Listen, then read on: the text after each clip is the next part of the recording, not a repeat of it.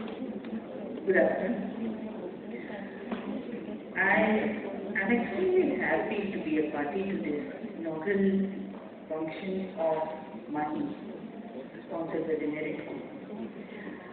I have been asked to speak on the challenges one has to overcome to be successful in an organization. And I've been sitting through the discussions that have been happening since morning, including the thought process behind Mahi coming through and the ideations of the people who have been the founding members of this organization. Congratulations to all of them for the new venture that they have started off. It's interesting to note that in the 75th year of independence, a lot of initiatives in the direction of finding the principle of equality within the ecosystem of our existence has been talked of for the other gender women. I always thought that the constitution makers were quite smart. They didn't give you a place in Article 16. They gave a place to the women in Article 14. And it's a statement made, which today we are revisiting from a different context. I submit that challenges in the workplace are not common to only the other gender, the women. Challenges in workplace are common to everyone who strives to move ahead in life. It is also common to the men folk, as it is to the women. The main challenge perhaps all of us go through is trying to reconcile the multiple roles that we have defined for ourselves. Granted, the society is defined to live for us, but it is also true that our roles are defined by ourselves. So in that context, perhaps what we need to look into is it the society, or is it the family, or is it somebody else who's holding us back? Maybe it is we who hold ourselves back. People who realize this, one way or the other, for whatever reason, move on in spite of the challenges. And that's how the breakthrough happens. Whenever one talks about women in high places, nationally or internationally, definitely they have gone through their own lives. Definitely they have made their own choices. Definitely they have risen beyond the occasion. If that is possible for ABC, any person, it's possible for all of you, every one of you. All being done, mostly in the Indian system. Your system, ancient system, talk about self-reliance. All through the years you go to when women are all around, whenever there is a challenge to be faced, we talk about the activities or the lives. Why so? Because the ability to transcend all this is a capacity to the women folk. If you talk about the medical professional organ, then tell you that the female fetus is much stronger than the male, right at the infancy stage. Kindly raise your own cause. Kindly touch your own heart.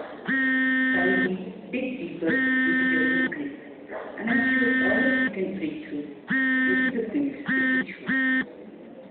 I've been working for the last 6 years as a Joint Secretary in Ministry of Petroleum. And when we all talk in terms of ecosystems, we've been facing this challenge of the environmental pollution that comes through because of the emissions. Like Sarah Madam had mentioned, and I was also trying to indicate, that perhaps we have only ourselves to limit ourselves.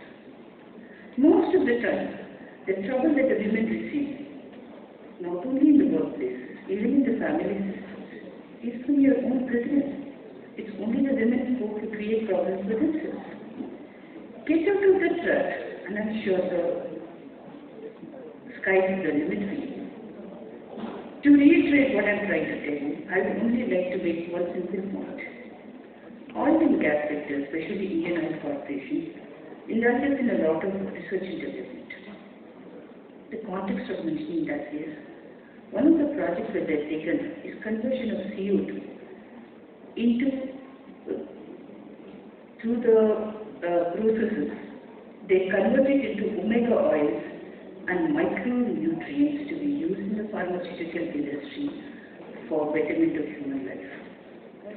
If the process of photosynthesis, which is a nature's benefit to the mankind, could be replicated in terms of an emissions-centric CO2 into a product which is useful to the human consumption, the same way women can definitely use their own issues into positive angles like omega-3s and micronutrients. With this hope and with this aspiration, I leave Mahi to move ahead into their own issues. Thank you so much.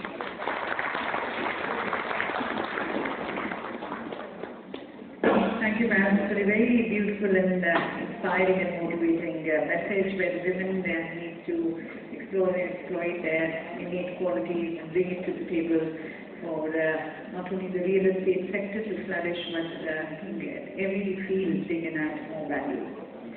And now, ladies and gentlemen, we have a message from the Chief Patron of Naredco, our Honorable Minister of Housing and Urban Affairs, Shri Hardeep Singh Puriji. If you can play the message, please. Dear friends, I want to congratulate Naredco for starting the Women's Wing, Naredco Mahi. This is an extremely relevant and welcome initiative that reflects the need to provide platforms for women's voices to be heard in important issues in the real estate sector. The real estate sector is the second highest employment generator in the country. However, in the past, women were restricted in their roles and had very few leadership positions. Now, with greater formalization, regulation and digitization, I am very pleased to see that modern day women are breaking stereotypes, breaking glass ceilings to become successful realtors, brokers and industry magnates. The ambition of RERA and PMAY have shown that the government has paid great attention to remedying the gender imbalance. In fact, in the Pradhan Mantri Awas Yojana, the title of the unit has to be in the name of the lady of the house or home. We have ensured equal access to economic opportunity and financing for home ownership and have integrated the perspectives of women into decision-making for housing and urban planning. In all walks of life, we have seen that multidimensional benefits that arise when women are given more agency. No wonder that the National Defence Academy is soon going to welcome the first ever batch of women cadets. I think this is a very significant and a very important and a very timely development. The real estate sector can play a similar role in driving societal change by strengthening housing rights, removing discriminatory practices and policies, and providing more opportunities for women. I look forward to the discourse that Naredco Mahi will advance on this topic. I am sure that this is exactly the sort of formal and structural platform that is needed to strengthen the role of women in real estate in the country. I send my best wishes for this event and I want to compliment you on this initiative. I'm sure the Honourable Minister's address has instilled more confidence and energy, so thank you to the Honourable Minister. And may now also invite Srimati Surina Rajan, an IAS of the 85 batch, Haryana Cadre, the Director General of Haryana Institute of Public Administration, who has worked extensively, and she has also received a lot of recognition for her work in the Swachh Bharat Abhiyan, the solar power installation, skill training, e-introduction of governance, literacy missions, even working with the self-help group. And she has coordinated nearly 30 publications relating to public policy and project management. Inviting you, ma'am, for your team will trust.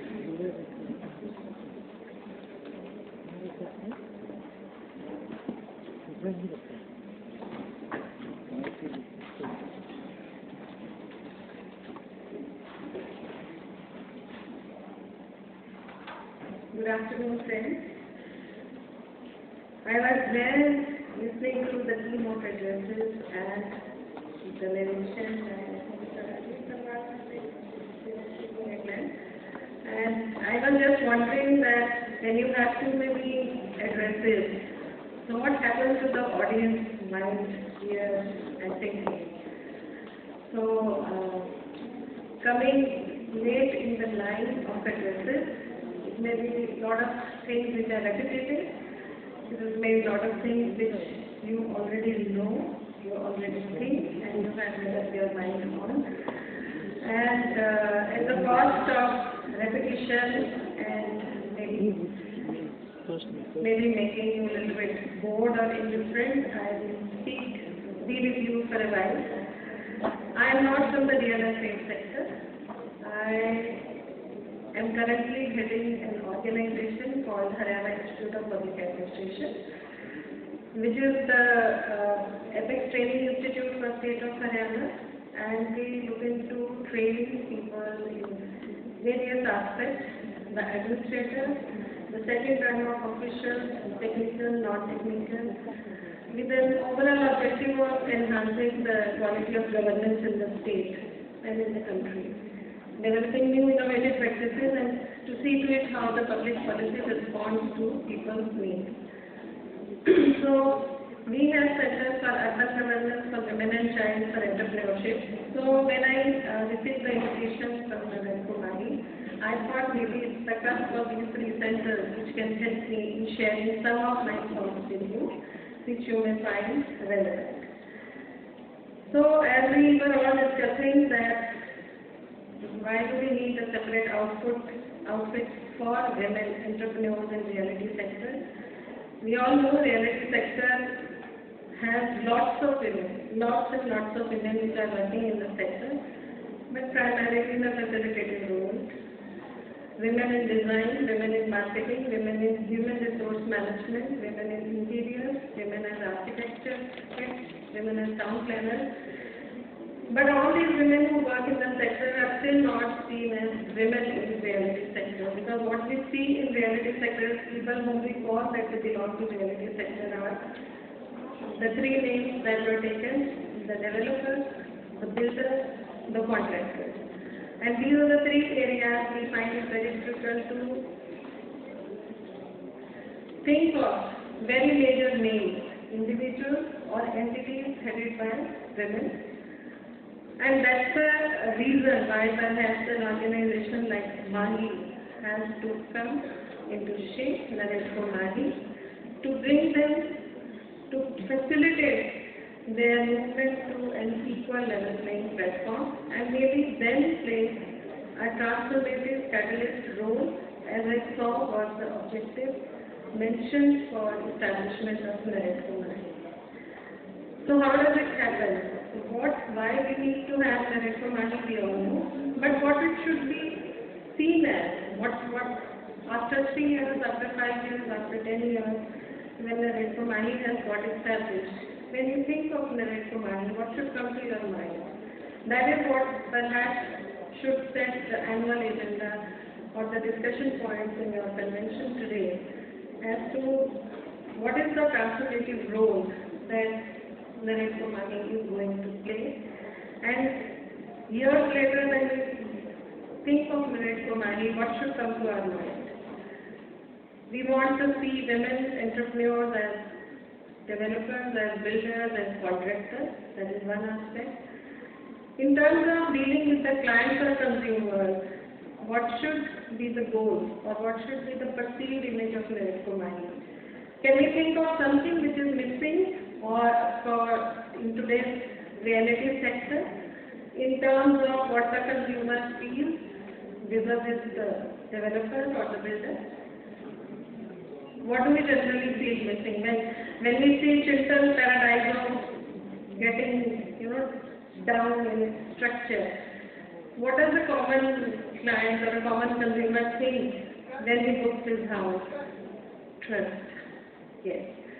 And that trust about quality, about value for money, about delivery of product on time. So perhaps this is the agenda that is already established before you.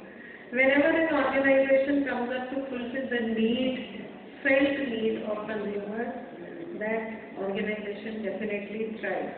We saw during the pandemic, so many startups came for online deliveries, so many startups came with edutech, so many startups came with fintech. All of them were fulfilling certain felt need of the consumer and its thrived. And the ones which were not fulfilling that need, of course, vanished. So today's need in housing sector, in real estate sector, is to bring that trust, quality and value for money, which must happen. Today, reality sector is seen to be a male-dominated sector and also sector where the policy has a lot of interplay with money and with manipulation. So can Naredco Mahi change it? Can Naredco Mahi bring in certain things which are different from what the sector has been in the past? Can we bring in technology? Can we bring in the new materials? Can we bring in the new design systems? Can we bring in the green buildings? Can we bring in all these buildings fulfilling the needs as Tara was trying to explain, that you need to build not houses, you need to build homes.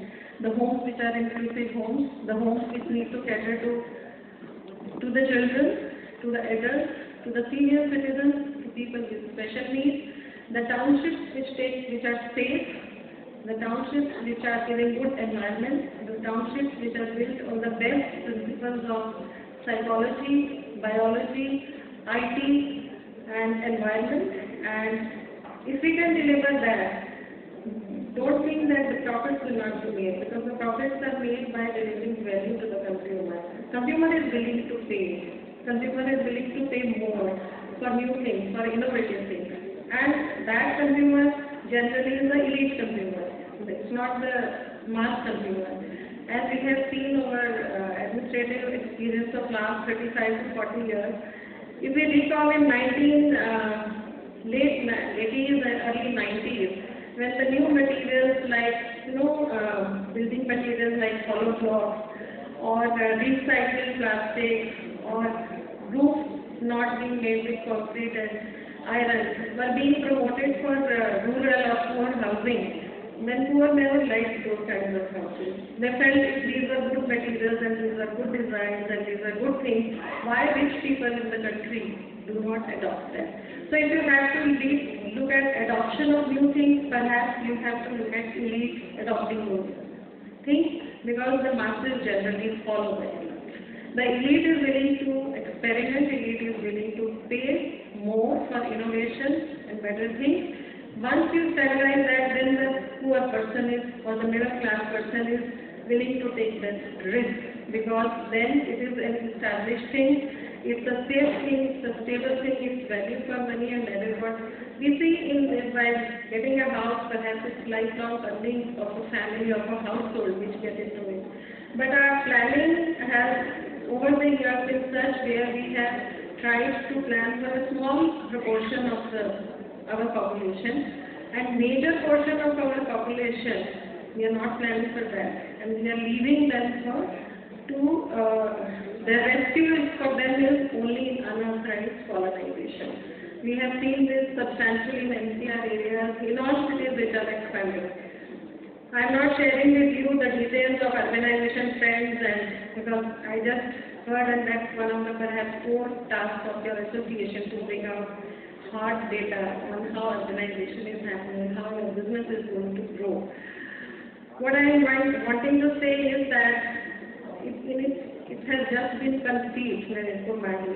You are going to establish your work plan. You are going to establish the contours of your functioning. So let us look at some 500 years before today, when the craft guilds in UK, they established quality controls, they established their standards. And those standards were adopted voluntarily by people, and that led to good professional beginning of various sectors, manufacturing or urbanization or infrastructure development. All these sectors could grow into professional sectors when quality controls, when standardization, when interface of technology came into that. So this is perhaps the right time when the Naredco Mahi has been born, and when you are setting up your agenda, if you want to be really transformative in the sector, if you want to play the role of a catalyst, then the area for you to work is to find how compliance burdens, what are the compliance burdens today, can those compliance burdens be reduced formally, not informally. We see this is a sector which has a huge risk. It's a huge risk sector because the gestation periods are very long, compliances are very huge, there are lots of legal, financial and other issues, and all those things make it not an easy sector to thrive in. But that perhaps is the role that this organization can play. Bringing on what is the best, what is the most optimal things which are possible in the sector, bringing all women on a platform to understand, know that, network and do that camaraderie. That is some kind of camaraderie which in the males, in a group of men, it comes naturally. But for women, we have to really provide them a special platform. We have to provide them special opportunities to learn that, to network. And once that starts, I am sure there cannot be any competition among women or between women and men. There will be a competition between the best and how to become better. So perhaps this is the area where Mahi can really function so well. And since I am in an organization whose job is to create knowledge, to facilitate knowledge, to bring the latest things, so if there are any areas where you want hardcore evidence to do policy advocacy, where you want knowledge dissemination in terms of project evaluation, project appraisal, project management, latest in the technology, or what do our standards or the national standards say. In this kind of convention, I thought Bureau of Indian Standards, who has scripted the National Building Code, who is scripting the standards for green and environmental buildings for solar and everything, should have also been a partner. Maybe you can look at bringing knowledge partners of that nature in your discussions in future. Because once we remain abreast in terms of science and technology, what is happening in the latest, perhaps we'll be able to deliver better. We all know women have inherent nurturing and creativity. We just need to give them facilitation that there's a combination between the nurturing, the creativity and the latest in science and technology, keeping in view the sustainability of all the work that we do in this country. So with these words, I would say good wishes to the convention. I hope all the discussions are very relevant for the members and they go back, they gain a lot, they feel that they have got value for their time spent here and they are able to have a mindset where they deliver value for the product that they offer to the consumer. Thank you very much.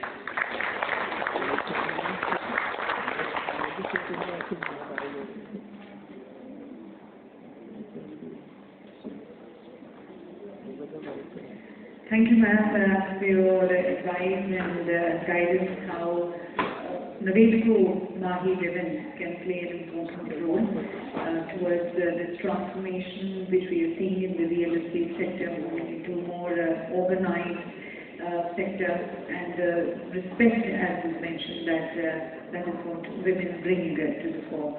How women can be those transformation catalysts to the real estate sector and be the change agents.